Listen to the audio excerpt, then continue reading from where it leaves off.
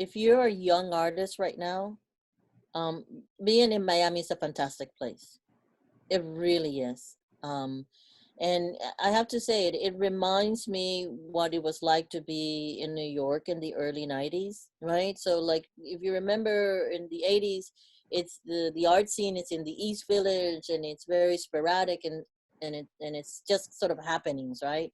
And it is a transition into Soho when it sort of begins to stabilize, but you still have accessibility to people. You still could walk into Leo Castelli and actually see Leo Castelli, right? It's not a bazaar. Like there's not 10 million walls and you don't know anybody and you can't see anybody. And I feel that Miami, there's support for the arts in a way that there wasn't there before. You know, there are more foundations, there are more collectors, there are more spaces that you can go see art, right? And contemporary art at that, which that it wasn't there before. When I was growing up, it wasn't like that.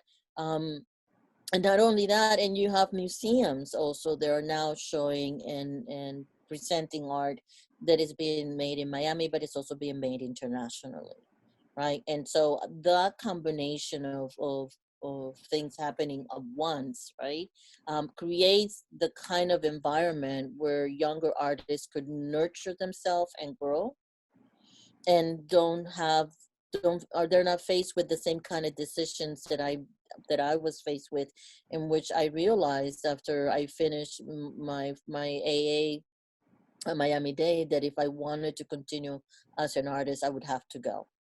And I think that's the difference right now, that you could stay in Miami. There is now also like film is also becoming, you know, an agency in Miami that didn't really exist there before.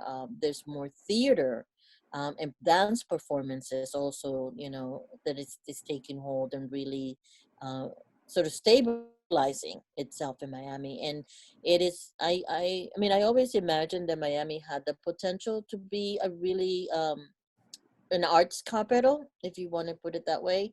It sits at the gate of what Latin American and the Caribbean is, you know, which are great resources in terms of art and culture coming into to the United States.